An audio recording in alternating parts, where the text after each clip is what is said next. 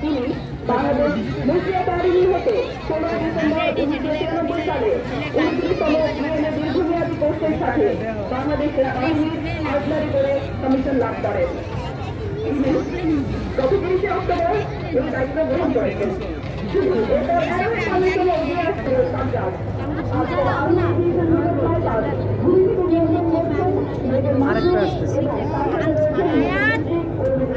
আমি শব্দ শুনতাছি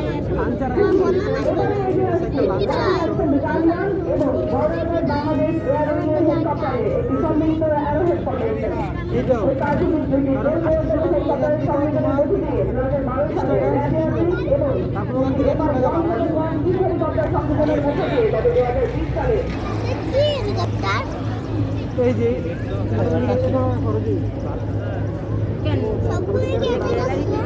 মোটামুটি 1300 টাকা খরচ